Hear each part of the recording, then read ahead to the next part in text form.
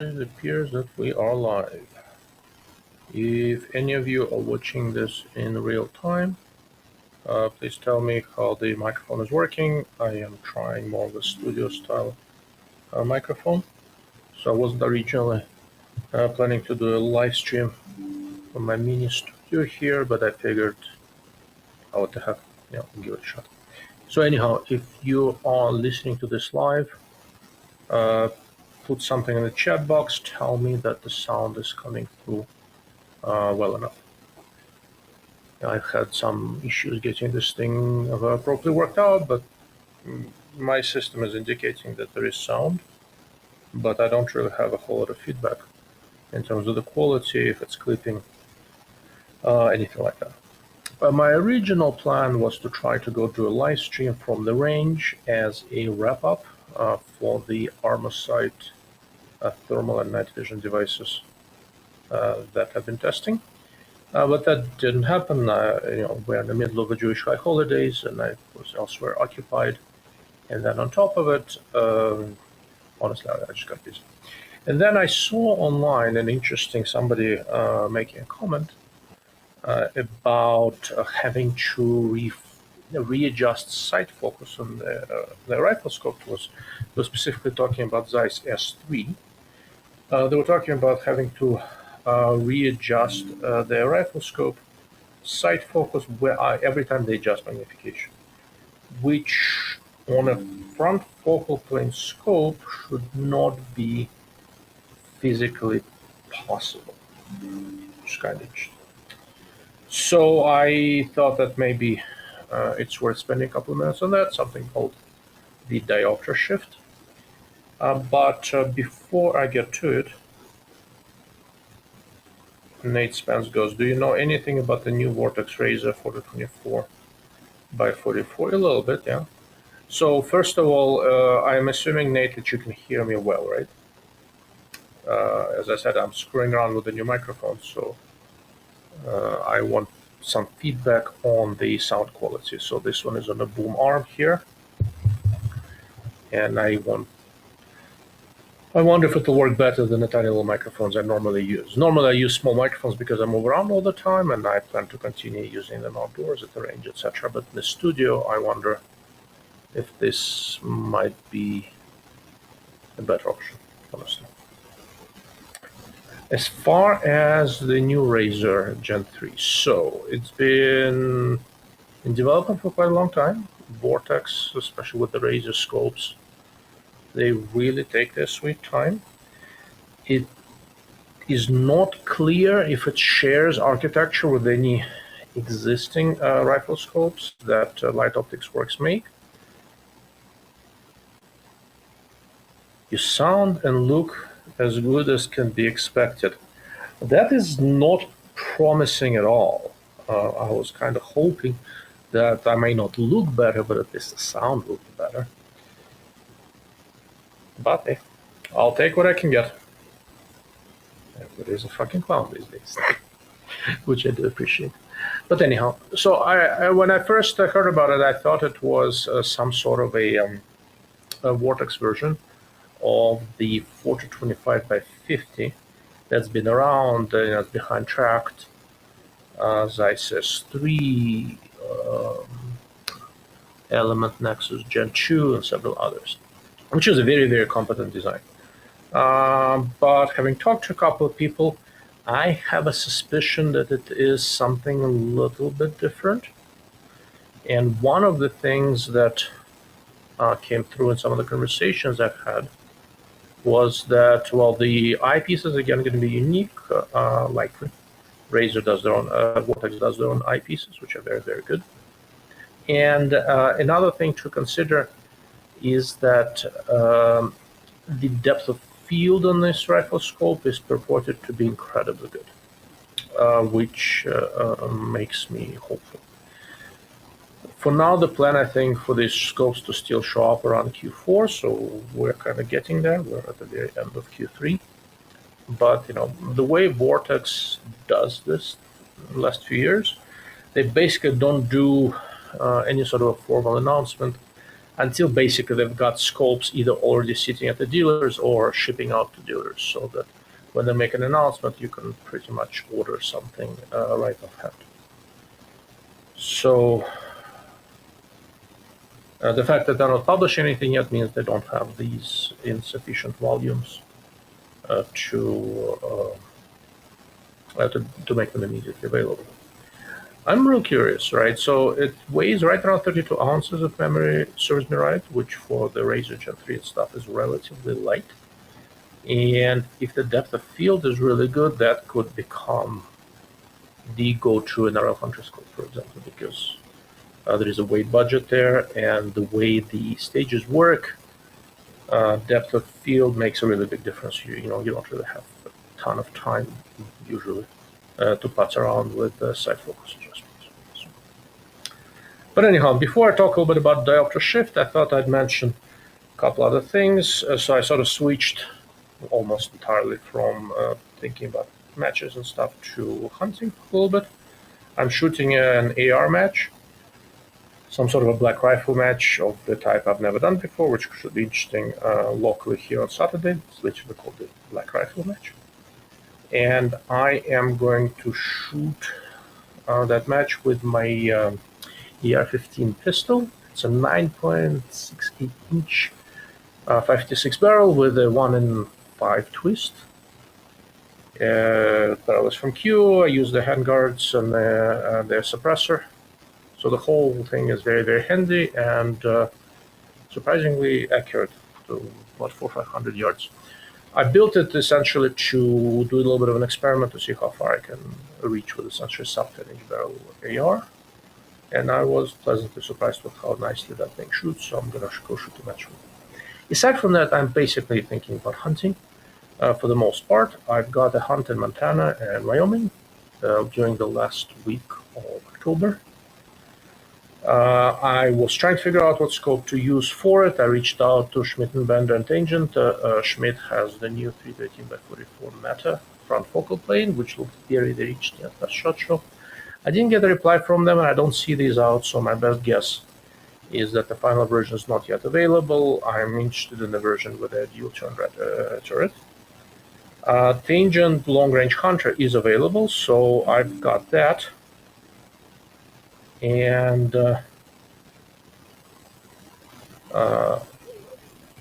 so I've got that, and I'm going to put that on a rifle that is not yet determined. Originally, I was hoping to get my hands on one of the Megafix prototypes, but all of the ones that they have that he says are nice enough to loan me are currently in Africa getting tested on game, and they're not coming back until November. So Megafix is going to have to wait, and I'm now trying to figure out what I can use. If I don't come up with any new and interesting rifles, there are a couple of potential options. I'll just go take my 308 fix and be absolutely happy. So lovely. Why did I go with the Tangent Hunter? Well, several reasons. I've never been shy about how impressed I am with the optical systems and the turret quality of the Tangents. I have a ton of mileage. I shot all my matches with Tangent 735, 05 to 25. I've had the Tangent M model 3 to 15 since they started making them. But all of those are kind of more of a precision-oriented scopes. The reticle do get a little bit thin. Not so thin that I wouldn't take one hunting. I've hunted with a 3 to 15 quite a lot and would not hesitate to do so again. But going into terrain I'm not super familiar with, I wanted a reticle that is a little bit bolder. And the long-range hunter scope with the milliradian reticle is a lot more prominent. So I've got it set up on a collimator. I'm not going to be doing tracking because it's sitting in these rubber rings, just so that. But I just wanted to show you what the reticle looks like. So right now we are on 10 power. I'm going to walk away from the microphone for a moment. I'm going to set it on 3 power. The scope is 3 to 15 by 50, just to give you an idea what it looks like on low magnification.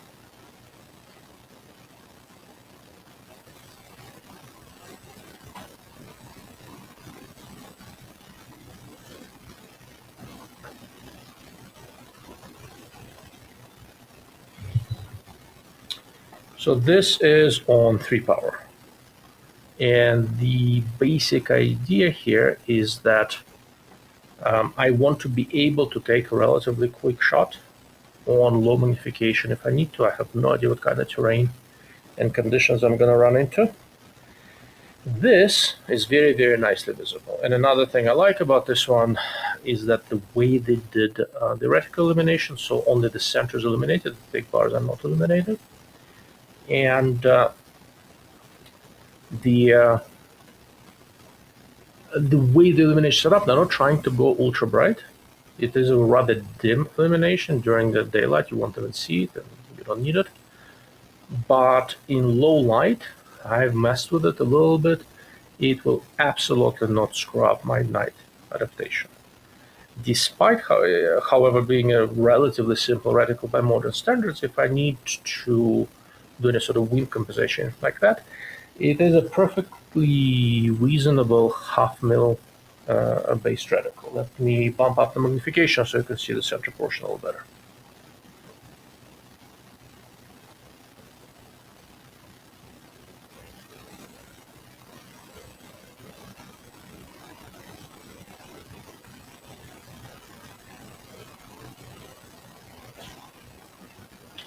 So now we're on 15, and for practical purposes, this is just essentially like an abbreviated Gen 2 mil dot.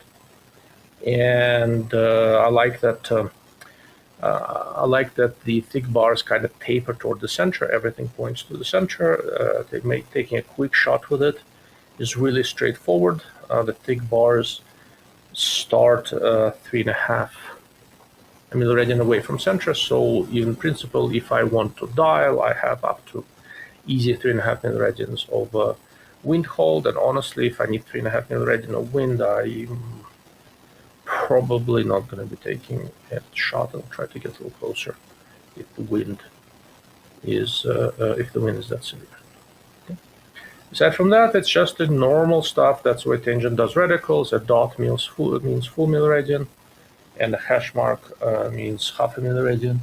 And you notice that the very, very center is slightly thinner than the lines outside. So some people prefer to aim with the floating dots. Some people prefer to aim with a relatively thin center. I'm not super picky. For me, both of them work as long as they're not too thin, not too thick. For example, there are a few scopes out there that utilize very large center dots to improve low light visibility. That I don't like, right? So if you're trying to improve low light visibility, I would rather go from a dot to a crosshair, right? So with a crosshair, you can maintain a relatively thin crosshair and good low light visibility. All right, let's see. So that's the Tangent long range hunter. If you guys have any questions about the scope.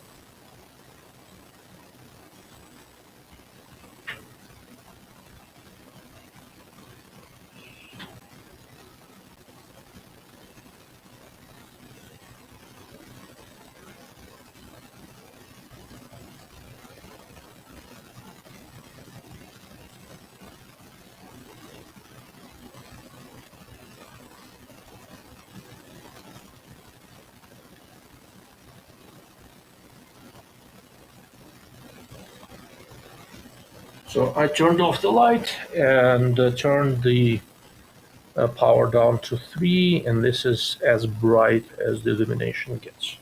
So I think my eyes low light adaptation is going to be perfectly safe.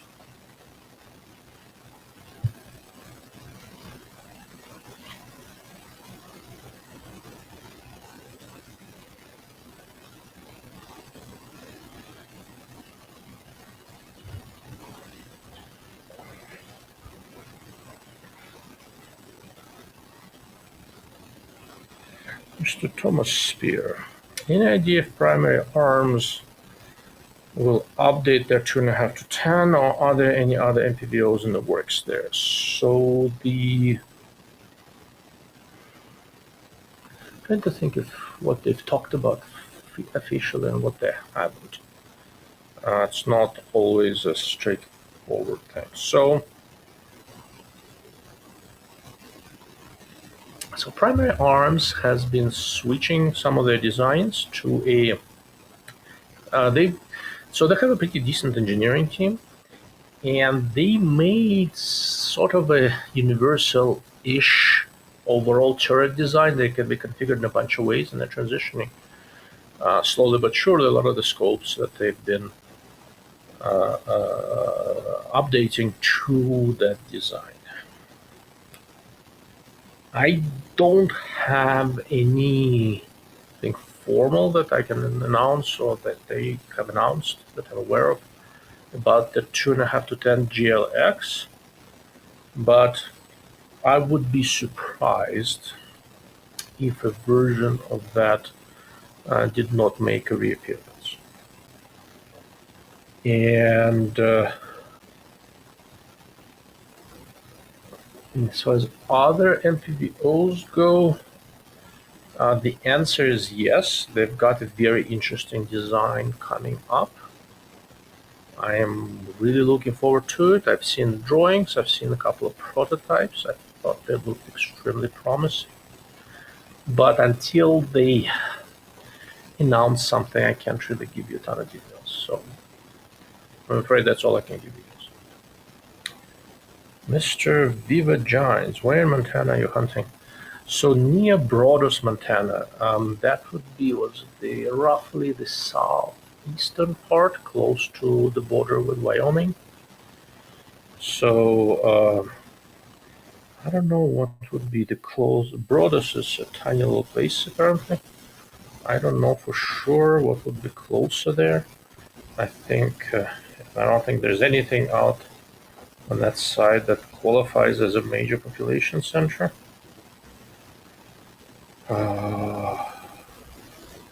Yeah, there's really nothing out there. So let me see. I'm gonna share a Google Maps so it'll kind of tell you where I'm gonna be.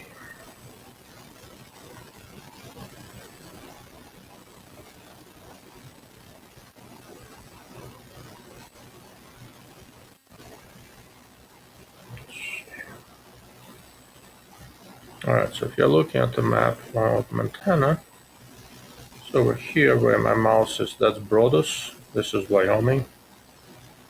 I've been to this part here. I have a friend who lives near Sundance. I've never been to this part of Montana. So that's gonna be interesting. I mean, the only part of Montana I've ever been to was earlier this year with Mr. Viva Giants. And that was for that TRT sniper match near White Sulphur Springs. So quite a different part of Montana. So Broadus is going to be all new for me. Mr. Thomas Spira, you're very welcome. Anyhow, going back to this, so I was talking to the guys at Tangent, armament technologists, about their long-range counter because I wanted to do an article in riflescope. And when they sent me stuff, it turned out, and when I wasn't really paying too much attention, they decided to make a red dot under their Psi brand. So they sent me one, which is nice of them. This. It has a pretty nice beefy window. It looks to be an RMR pattern. Looks to be a 3MOA dot. Trying to see if I can line it up so you guys can see it, but it's a little tricky. There was something. The dot coloration quality is quite good. I have mild astigmatism. If the dot looks okay to me, it's not bad. It is manual adjust. There are 2 buttons on the left side.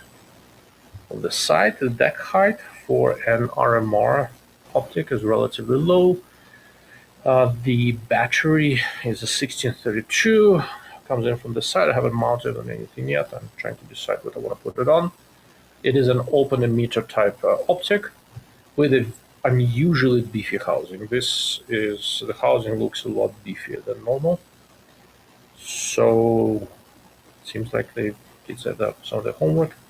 On the bottom, it says made in Philippines. So I know the guys from Armament try not to do too much stuff in China. So it looks like they went to the Philippines. Looks like a perfectly decent red dot sightness surface over it. It has auto shut off and it has shake awake. And it looks like the lens is a nice aspheric design because collimation quality is quite good. Aside from being able to mount it directly on an RMR thing, they have a couple of Picatinny adapters for it. That's a low one, and I have a tall one somewhere. I'm not 100% certain where I'm going to mount it. I don't have any handguns right now that are optic glass.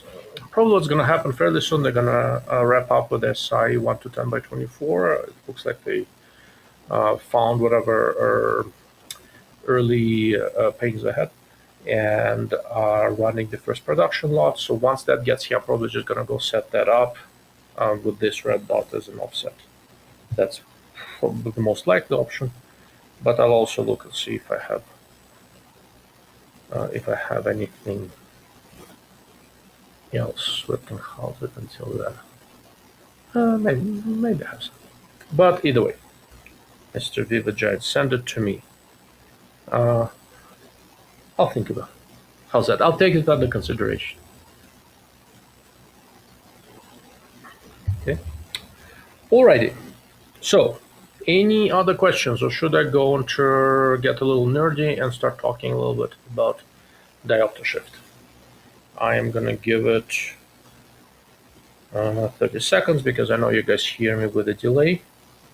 And if there are no other questions, we're going to switch gears for a little bit and get into, I don't want to say get into the weeds, but I'm doing anything really complicated, but just something to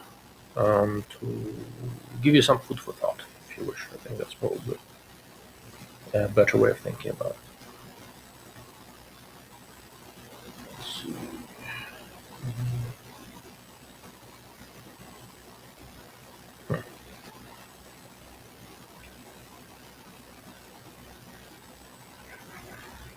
All right. That's actually an interesting question. So how many of you know what diopter shift is as it pertains to riflescopes? That's probably actually a relevant question. And while you're thinking about it, I'm going to go turn off the light on my collimator so the bulb doesn't burn out. And you guys tell me what diopter shift is.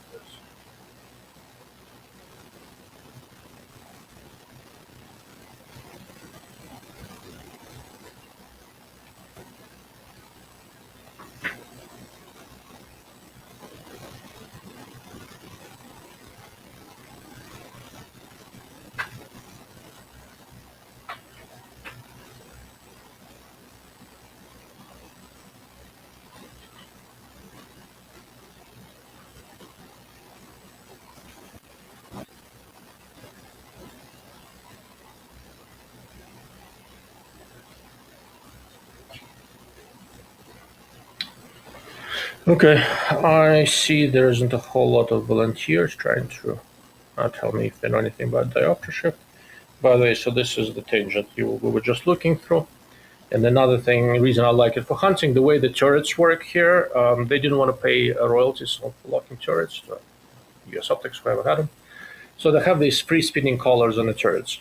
If you just bump it, turrets don't adjust. But if you pull it up like this, now this clutch has engaged, and now it's a nice turret with a typical tangent click quality, absolutely excellent.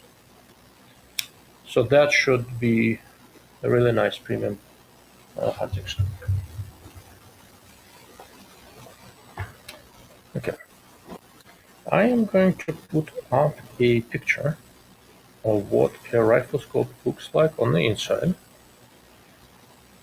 The picture came originally from a manual for a Hansol 4-16 by 56 rifle scope, and if you've been following my exploits here for a little while, there's a good chance you've seen this picture before. I use it quite a bit. Not all rifle scopes are set up in exactly the same way, but virtually all relatively conventional ones are set up kind of like this. And if you look at,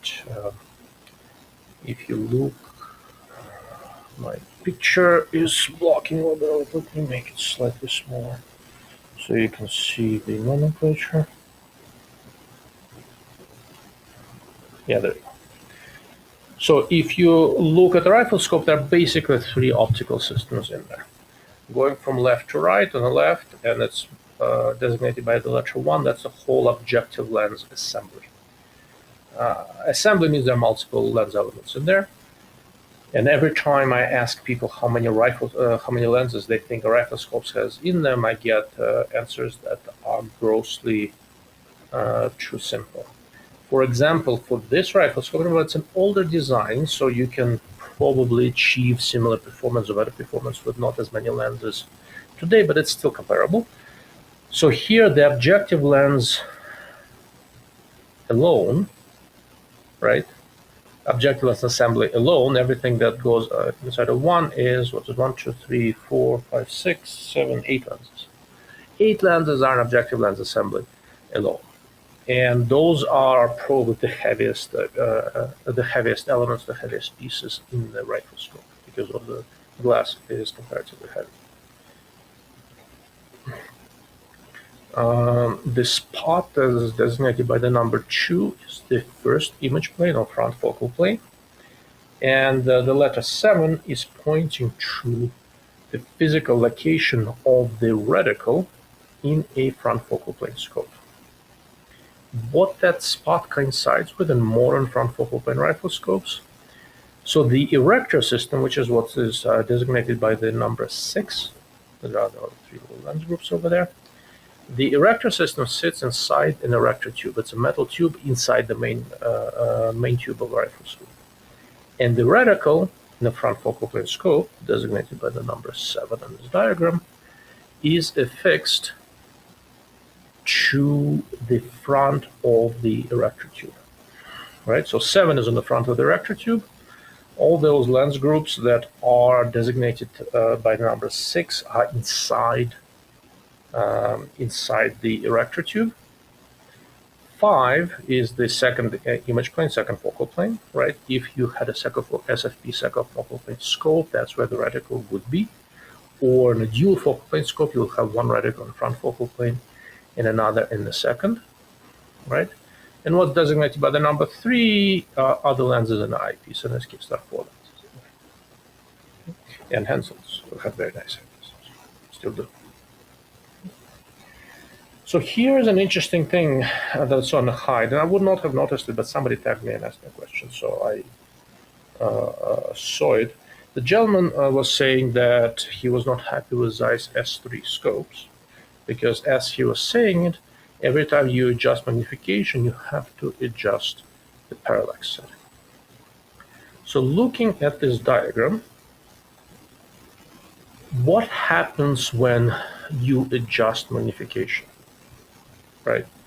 There are, you are rotating the magnification collar on the back here, and that makes something inside the scope move, right? That's why you get that magnification. So which lenses are... That's a great diagram. I've never seen exactly how rifle scope works.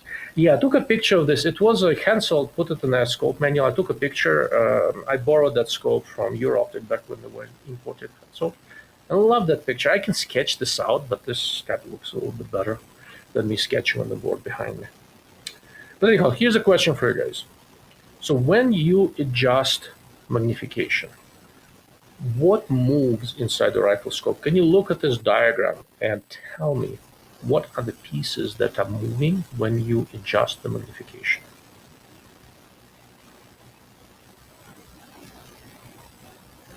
Okay. I'm gonna give it 30 seconds.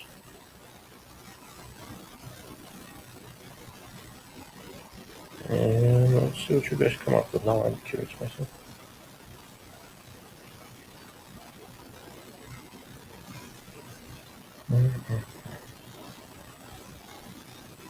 I will be back momentarily.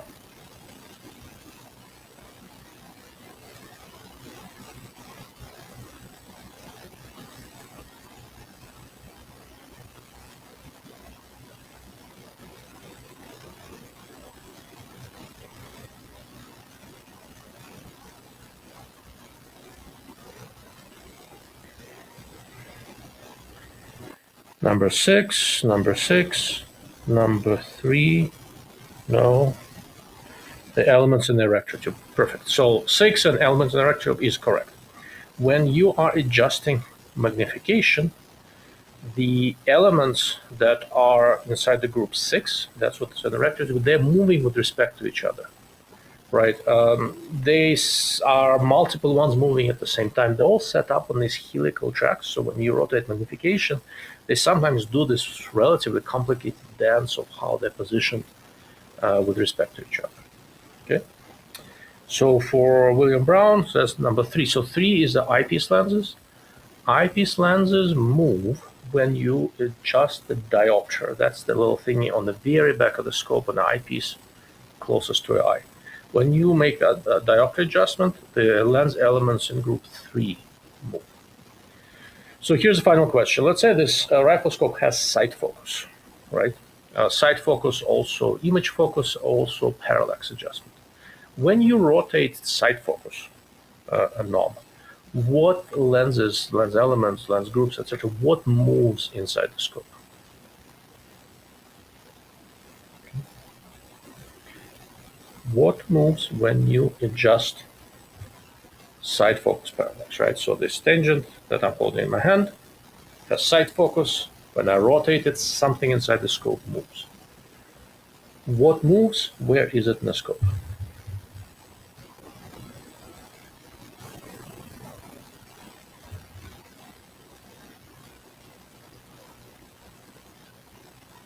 All right. Mr. Sundin 564 says 8. All right, you're absolutely correct. So 8 is what's called the field lens, sometimes also called the focus cell. When the way this focus cell works is basically a small little cylinder that contains a couple lenses, and what's holding the lens has a little lever that extends back toward the turret, and when you rotate the turret, the field lenses move. Mr. Harrigraf says reticle. No, reticle does not move front and back. A reticle, in terms of longitudinal position along the axis of the riflescope, for the most part, stays relatively constant. It does have a little bit of motion when something else is adjusted, and I'll touch on that momentarily.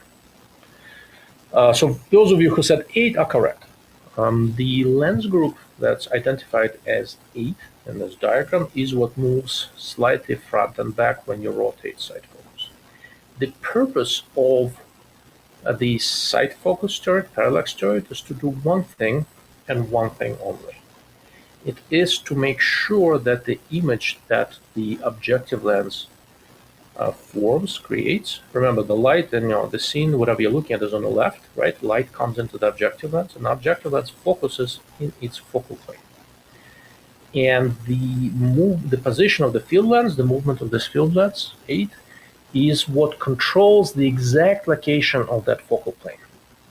And in order to avoid parallax, you want the front focal plane, the image created by the objective lens, to be perfectly superimposed on the reticle cell.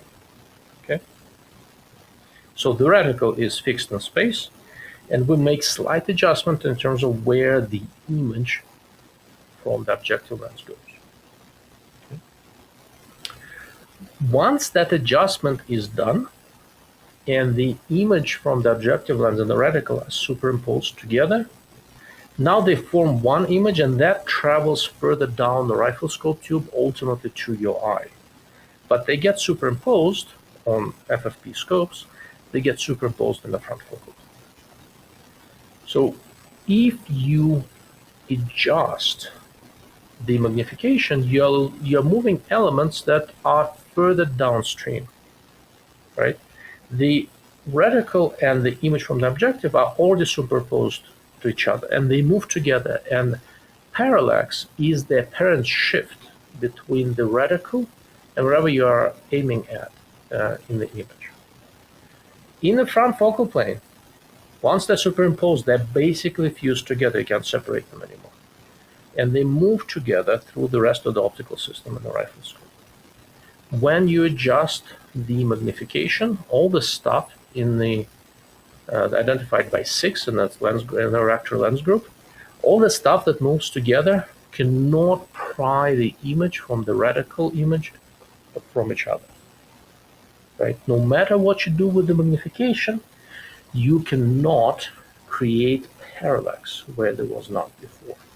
Right? If your side focus is properly adjusted and the image and the reticle in the front focal plane are perfectly in the same place, nothing that you do further downstream can create parallax. Okay? Does that make sense?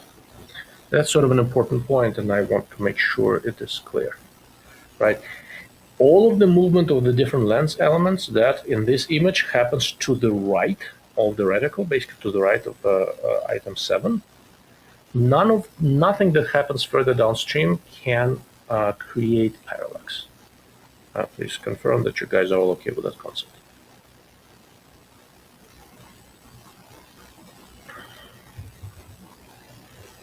All right. Let's see, I'm trying to figure out which platform has the least amount of delay. Is it Rumble or is it YouTube? I wonder.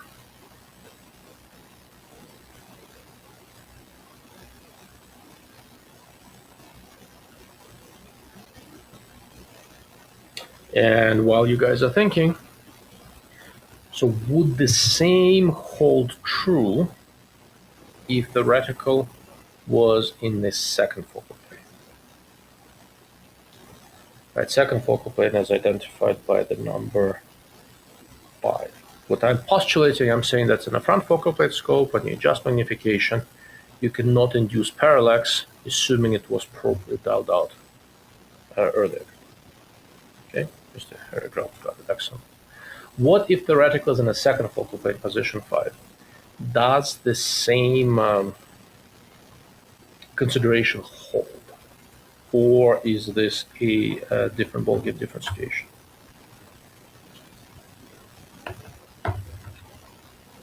While you guys are thinking, I'm going to repackage this thing. Oh, did I mention how pretty the box is? You know, everybody on YouTube apparently loves unboxing videos, which I think is retarded beyond all measure, but every once in a while somebody sends me a message, are you going to do an unboxing video on, fill in the blank, and I always honestly tell them, no fucking way. I think I did an unboxing video once on the Diopter Optica 6 scope. And as I recall correctly, like the way it went is that it's a scope. It came in a box. This is the last time I'm ever going to see this box. It goes for trash. So I don't think anybody appreciated my unique sense of humor. Okay. So if the reticle was in the second focal plane, going back to our parallax discussion, then changing the magnification would indeed, doesn't have to, but could indeed induce some sort of a parallax shift. Why? Because both the side focus and the erector lenses are responsible in delivering the image to the second focal plane. The reticle is in a second focal plane, that's where the reticle gets superimposed on the image. So both the magnification and the side focus would be able to have an impact, but everything downstream from there, which in this case would be only the eyepiece, would not. Okay. I hope this concept is all clear enough. However, right, this is all theory. In the real world, you have something called diopter shift that can make you think that you've got induced parallax with magnification change.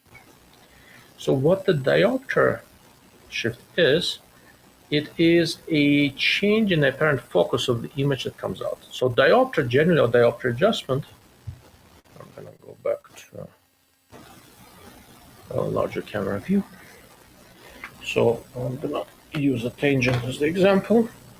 So the diopter adjustment is this adjustment here, right? That's right there in the back. Okay. On a tangent, it's locking. On most scopes, it's not. But This is the diopter adjustment. The way diopter adjustment works is that you try to set it up for your eye and you hope and pray that you never have to mess with it again. But diopter adjustment and side focus adjustment kind of work together, because what the side focus knob does, it makes sure that the image created by the objective lens is perfectly focused on the front focal plane where the reticle is. What the diopter adjustment does, it makes sure that your eye, with all of its irregularities, is as perfectly focused as possible onto, well, the same spot, the front focal plane where the reticle is and where the image from the objective lens should be superimposed if we set up our side focus, right? So you're kind of looking at this from two sides, right? So the diopter adjustment controls the focus for your eye looking from the right, and the side focus adjustment controls how the image is delivered to the same spot coming in from the left. Well, it so happens that the lenses that move when you make magnification adjustments are positioned between the front focal plane and your eye.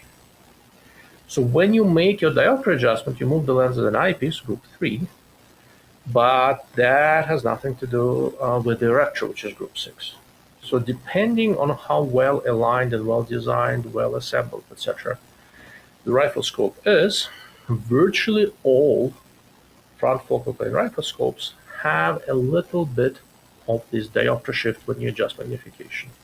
If you take a very, very sharp camera and put it into the eyepiece, and you project, let's say, a cross or something like that, something with sharp edges, and you continuously measure edge sharpness as you adjust magnification, you will notice that there will be one spot where you adjust it where your diopter adjustment is perfect, and at all other magnification settings it will be ever so slightly off. Normally we don't see it. Normally the diopter shift is relatively mild, and our eyes adjust for it so quickly that it doesn't really make a ton of difference. But when, for my day job, one of the things we do, we make riflescope tests, and that's one of the tests we do. We measure diopter shift, and it has to be within a certain relatively small range. If something is slightly wrong with the riflescope, let's say you focused it, I don't know, let's say you're talking about a 5-25 riflescope, right? And let's say you've got the eyepiece perfectly set up and you are on 15 power. When you go on a different magnification, it might start getting slightly blurry. And if it's getting slightly blurry to the point where you can easily see the difference with your naked eye, there might be a little bit of a diopter shift there. And diopter shift just basically means that in a riflescope with an excessive diopter shift, you need to have different diopter, meaning the eyepiece adjustment settings for different magnifications. I hope this makes some sort of sense. If the scope has excessive diopter shift, when you change your magnification, the image can start looking blurry, right? And when it starts looking blurry, the way we perceive it can trick us into thinking that there is a parallax shift there, when in reality it's not parallax shift. It's just a little bit of defocus. All right, Mr. Guntote, Minnesota's here. Good to see you, Andrew. Okay. So to reiterate, if you adjust magnification in a front focal plane scope, you can have some image blurriness that you can mistake for parallax, but it's not. It is just defocus. Here is the worst part. If you, let's say you have your parallax perfectly set up, magically somehow, and you've changed magnification, and you've decided, shit, I've accumulated the parallax error, then you go and adjust your side focus. But what you're likely doing, you're not adjusting side focus for the lowest parallax, you're going to be adjusting your side focus just to give you a clear image. Well, if you do that, then you will actually induce parallax error, right? And if you are experiencing this changes in image sharpness with magnification that are significant, and you want to be able to adjust that on the fly. The correct way of doing it is to adjust it with the diopter with the eyepiece focus. Okay.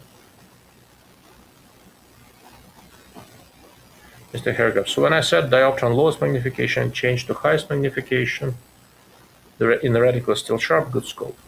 And it's most scopes basically do that. So there is still going to be a little bit of a shift, but you're not going to see it very much. Okay, but a lot depends. Look, if let's say you have in principle, the right way, assuming the diopter shift is well controlled, the right way to set up the reticle is to do it on some relatively low magnification where you can still clearly see reticle lines, but they're not super bold. Because when they're super bold, it's very hard to figure out what's in focus, what's out of focus. So in the front, I usually don't set up the reticle, let's say in a 3 to 15 like this. I'm probably not going to focus the eyepiece on the reticle at 3 power. I'm probably going to do like 6 or 8, something like that. And why do I do that? That's just where I'm most comfortable. It doesn't make a huge amount of difference. But yeah, I will check it on all magnifications, and I will make sure that I don't need to start screwing around with the eyepiece in order for me to use that scope properly. If there is a clear change in image sharpness, no doubt change, maybe you want to talk to the manufacturer. The catch is that now that I said this, right, you may be able to see image defocus everywhere, even where they might not be any. So you really want to be very careful with it. Don't harass the manufacturers because you're imagining image shifts. If it's there and it's excessive, you'll see it very, very easily. Also, some people are more sensitive to this than others, so it varies a little bit. But most modern good quality scopes have very well controlled diopter shift. The only point that I'm really trying to make here is that if you do encounter this situation, the first thing to do is to make sure the diopter is properly set up. If you need to make small adjustments with the diopter, do so. But don't start screwing around with sight focus if all you did was a change in magnification. All right, so what adjustment in a rifle scope do we make that does occasionally require readjusting sight focus? That would be elevation windage adjustment in the turrets. The way the erector tube works, it's fixed in place toward the back of the riflescope, right in front of the eyepiece, on some sort of a flexure, something like that. And then when you dial elevation, the stem from the turret starts pressing the erector tube, and it kind of gets deflected either left-right or up-down. And as it gets deflected, because it is fixed in the back, it's essentially rotating around this point toward the back of the riflescope, right in front of the eyepiece, like a long arm. So if you've dialed a lot of elevation adjustment or a lot of windage adjustment, this lateral shift of the of the front of the erector tube will also induce a small longitudinal on axis shift of the reticle itself. So if you've dialed a lot with the turret, with most riflescopes, you will also need to readjust sight focus.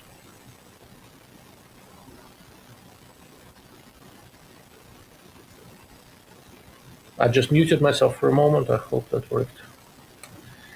Otherwise, you heard some very unsavory sounds. But anyhow, so where was I? Yeah.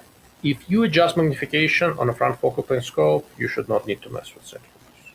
If you had a lot of adjustment on the windage elevation turrets on a front focal plane scope, there's a really solid chance you will need to mess a little bit with sight focus. If you are working with a second focal plane scope, then yes, changing the magnification may force you to make an adjustment in sight focus. I hope all of this makes some sort of basic sense. Okay. All right, I'm gonna give you guys another moment. If you have any questions, if anything is unclear, I will be happy to pick that up.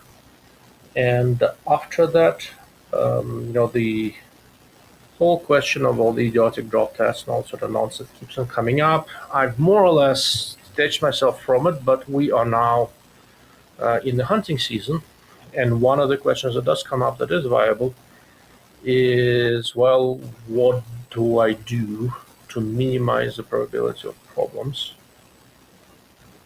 with my hunting setup? Okay, in this case, I don't want to necessarily separate hunting scope from the rifle, stuff like that. I've talked about this a little bit when I had Scott Parks here to talk about rifle scope problems and stuff like that. But I'm going to give you something of a reminder. When you have your hunting rifle, think of it as a system, right? That has multiple pieces: action barrel, stock, mount, rings, rifle scope, all that sort of stuff. All of them in theory can fail with varying levels of probability and varying types of problems that can happen.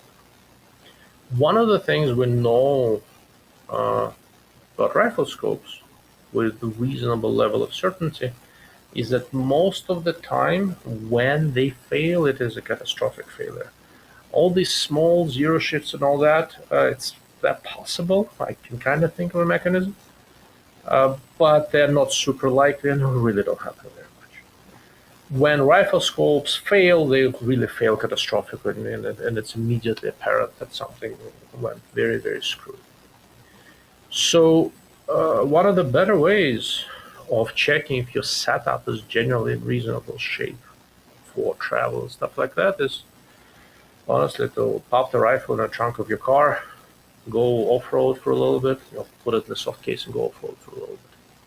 And what you're looking for is infant mortality in terms of rifle scope. If it's a new rifle scope, you want to shake it a little bit, you want to shoot a little bit to make sure that there are no glaring manufacturing defects just waiting to pop up. You don't need to do it a whole lot, 50, 100 rounds is usually enough to determine if there is something clearly wrong, and you will see reticle will fall out or something like that. Or if you're probably okay, it's going to serve you for quite a long time. Nate Spence, what do you think of all the drop testing they're doing on the Rockslide forum? Yeah, I think what they're doing is functionally idiotic, but I've talked about that in the past extensively. It's an uncontrolled test. They are blaming the scope for all sorts of shit that's unlikely to be the scope's fault. And aside from that, there is no statistical relevance to what they do. Only the scopes that pass. I don't think they've ever seen a vortex scope that pass. Vortex makes millions of scopes. Apparently, none of them are good. I think the people doing it are not, personally, my personal opinion, I don't think they're honest actors.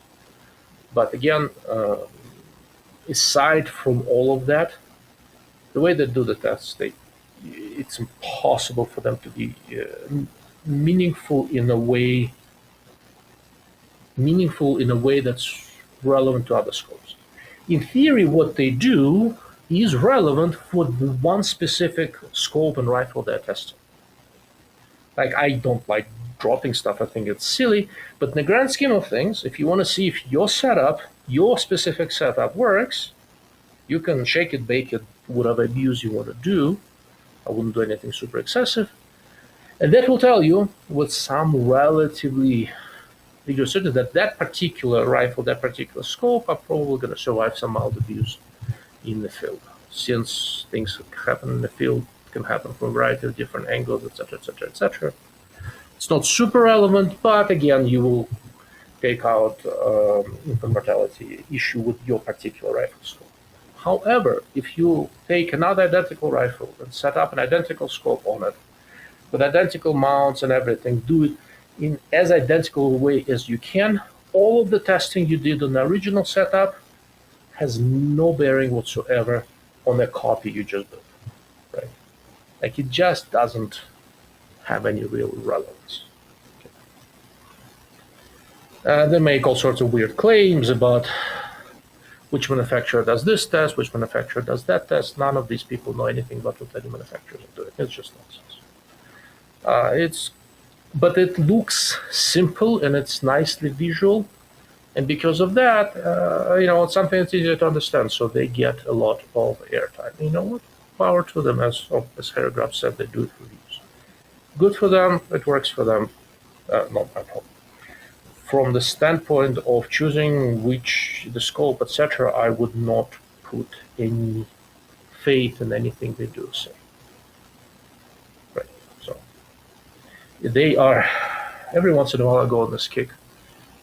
It's sort of a weird expression of a movement called the anti-intellectualism, where right now it's especially prominent because after COVID, when we were sitting all locked up, it was really apparent that the expert class failed us, and that the significant number of medical experts that were doing all sorts of COVID pronouncements were either completely useless or biased or too narrow or just not honest actors. There was probably some involved. Some were just hysterics. It's not that human questions. Somehow out of that, there was a significant number of people who came out of that. The correct conclusion was that these particular experts are dipshits and we probably shouldn't trust them. An unfortunately significant number of people came out of that with the idea that not only those particular experts were useless, but that expertise in general is useless. And that reinvigorated this anti-intellectualism movement that essentially, in a nutshell, basically says that all of our intellectual understanding makes no difference, only practical experience matters. If that was the case, we would still be drawing skeleton diagrams on cave walls, right? So the simple truth is that in our society, the way we live in our civilization, expertise matters just as practical experience and knowledge matter. The truth is usually somewhere at the fusion of the two. Trying to deny why one or the other is not a great idea.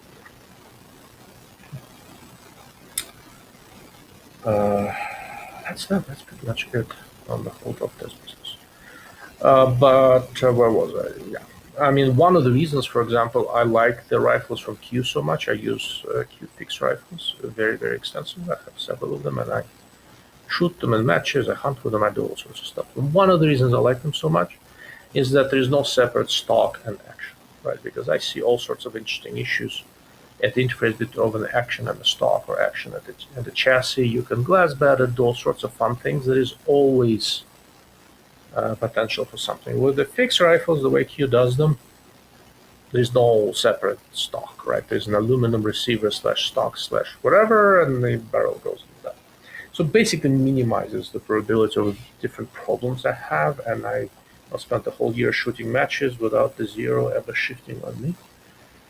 Well, it shifted once when I switched ammo lots, right? So I shot through 2 lots of 6.5 feet more ammo, and I had a 0.15 milliradian shift when I switched from one lot to another. So, but within a lot, with all the travel, flying, driving, everything, I never had a zero shift. Did I just get lucky? It's possible. But, we make our own luck, right? When I am going someplace that is important for me, on a expensive hunt or out to a match, I shoot fixed rifles, which minimize the probability of zero shifts. I use tangent scopes, which have served me very, very well. I use Area 419 mounts for the most part, because again, they've done very well for me. So it's one of those things. Anything can happen with anything, but you can play the odds a little bit. You can set up your gear in a way that minimizes the probability of the problem. Mr. Harry Grubbs, fewer mechanical connections means less chance of failure. Absolutely, you're absolutely correct, right? So as you can design the most perfect mechanical connection, there's still some sort of chance of a screw up. It's maybe a very small chance, but it's still a chance. Nate Spence, do you have a 22 arc Q minifix? No, I have a 6 arc Q minifix. Well, technically, I built it and gave it to my daughter, and she shot a pronghorn with it about a month ago. She almost exactly a month ago. So, but I do not have any 22 arc at this point. At some point, I will put one together. I haven't yet decided whether I'm going to do it as a bolt gun or as an AR. The only fast, well, I have a fast, so for bolt gun, I have a fast twist ticker in 22 to 50 that I'm trying to find a good heavy bullet bolt for with a ton of luck so far, kind of getting there. And I have an AR-15 chambered for 2 to 4 Valkyrie, which is actually not bad. Once I shoot that out, maybe I'll just rebuild that gun as a 22 arc just for shits and giggles. I don't know. I haven't fully decided. Like I said, I have two relatively fast 22s right now. I'm probably gonna shoot them out before I make any changes. The 22 to 50 is unfortunately as a relatively light barrel. I was actually thinking about threading it and using it in some local matches, but I don't know if it can do. I need to test it. I'm not convinced it can do 10 shots in 120 seconds without shifting zero due to heat. As far as, actually, I think I just had a picture here of my 6 arc minifix. Let me see if I can find it. Should be right here. I'll show you. If you're interested, I'll show you how to set up. Is this it? Yeah, this is it actually. So let's see.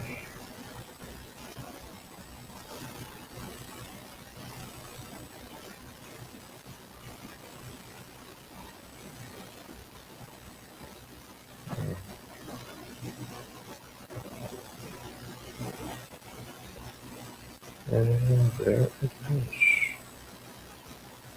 There you go. So that's the 6 arc minifix. My daughter's gun. She has a Telson, a 313 by 50 riflescope in it. Kind of a nice mid-range scope. Turned out to be a good choice for pronghorn, and overall, in terms of what you get for the money, it's a nice design. I'm quite happy with it. Quite impressed. Alright, gentlemen, this is supposed to be the quick take live stream. I wasn't planning to be here for too long. We've been at it for about an hour. So I am going to give you another minute or so. Any questions, I'll be happy to address them. And if not, I'm gonna bid you good night and go to sleep. So, if there are any questions, now is the time. And if there aren't any, then we'll wrap it up.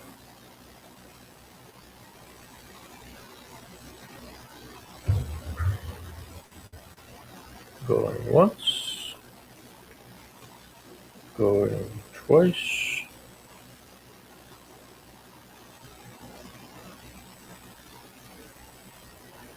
All right. I wonder how much delay is there. Estimate spans. Thank you for the informative live stream. Absolutely, my pleasure. Weird, I like explaining stuff. I'm not sure what exactly is defective with my brain, but I enjoy doing these things. Very Grubs, thanks for the scope explanation. You're very welcome. I hope it was useful. I hope you learned something. And again, if there is anything that I missed, do not hesitate to ask. As is always the case, if you're trying to get a hold of me, going on my darkwateroptics.com website is generally your best bet. But over time, I do try to look through all the platforms where this went and catch any of the comments that might be there. Alrighty, gentlemen. With all that, I think it is time to wrap up. Thank you guys for sticking with me for an unplanned live stream with no advance warning. I do appreciate it. Thank you all. Have a good night. And as they say in Hebrew, on the Jewish New Year, which we're kind of in the middle of right now, Shana Tova.